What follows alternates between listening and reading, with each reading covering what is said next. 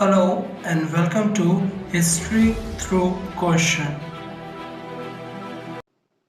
Today's topic is Sources in Historiography, Major Approaches in the History of Modern India, under which we will today discuss the one of the most important approach or school, that is the feminist historiography. Okay, so let's start. Now ये जो school था basically जो writings थी of the women history की और जो history start की थी विमेंस ने राइट करना, वो कब से हुआ था? वो हुआ था begin with the women's movement. अब ये विमेंस मूवमेंट कब हुआ था start?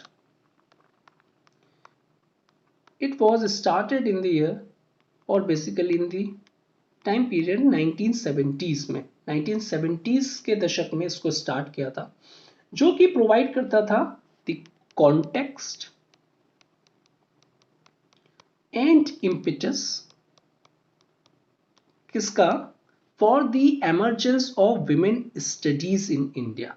Okay, for the emergence of women studies in India. अगर हम देखें वेरी सून जो विमेन हिस्ट्री थी वो ब्रॉडेंड हुई, उसका जो डायमेंशंस थे वो ब्रॉडेंड हुए। सो विमेन हिस्ट्री की जो अप्रोच थी और उसकी जो रीच थी वो ब्रॉडेंड हुई और उसने एज्यूम कर लिया more complex shape of gender history. ठीक है, तो वो विमेंस को एज ए सेपरेट एंटिटी और एक मेंस को एज ए सेपरेट एंटिटी की तरह वो उसको मींस उसके बारे में बात करने लगे और उसकी जो इंपॉर्टेंट डायमेंशंस थी उसके बारे में एक्सप्लोर करने लगे। ओके, अगर हम देखें इन दी अर्लियर ईयर्स क्या हुआ, जो मेन फोकस था was to write a history of women so that वो क्या करे, वो सप्लीमेंट कर सके जो राइटिंग्स थी of already existing main stream history. तो अर्लियर हिस्ट्री ऑफ वुमेन क्या करते थे, जो राइट करते थे, उनका मेन एम क्या था और ऑब्जेक्टिव क्या था कि वो सप्लीमेंट कर सकें मेन स्ट्रीम हिस्ट्री को, मेन स्ट्रीम हिस्ट्री को।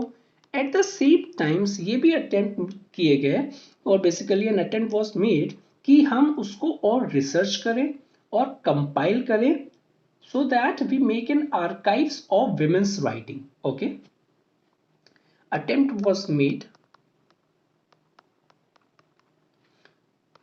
to research further and compile an archive of women. Okay, archive of women's writing. और इसमें जो इंपॉर्टेंट एरिया ऑफ रिसर्च क्या होगा, has been the analysis of the way in which जो colonial structures थे, either वो legal structures हो, कैसे अफेक्ट कर रहे थे विमेंस की लाइफ्स को। ओके, तो इसमें इंपॉर्टेंट एरिया ऑफ रिसर्च क्या था कि हम एनालाइज करें वो चीज और बेसिकली जैसे कि अगर हम बात करें जो कॉलोनियल स्ट्रक्चर था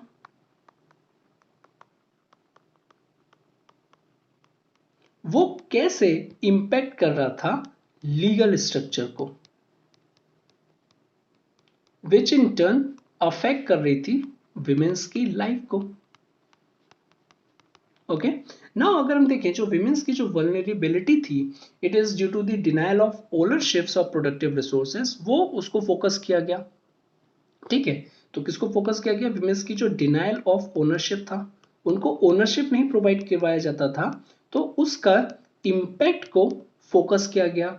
ठीक है, और बेसिकली हमने ये भी एनालाइज किया कि how progressive laws shape gender relations. अगर कोई भी प्रोग्रेसिव लॉज हैं जो भी कॉलोनियल गवर्नमेंट उस टाइम बना रही थी, वो कैसे शेप कर रहा था जेंडर रिलेशंस को, कि वो जो मैन एंड वीमेन है उनको इक्वल फुटिंग्स में रख रहा था या बेसिकली जो विमेन्स की जो पोजीशंस थी उसको फर्दर डाउनग्रेड कर रहा था। Okay, so that progressive laws कैसे शेप कर रहे थे जेंडर रिलेशंस।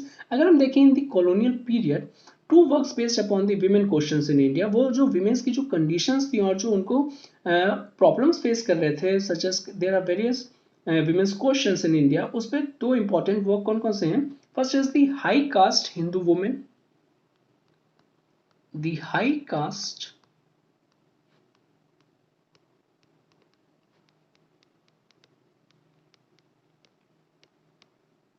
हिंदू वुमेन 1887 में। इसको किसने लिखा था? It was written by Pandita Ramabai. Next is the mother India, it was written in 1927 by Catherine Mayo. Okay,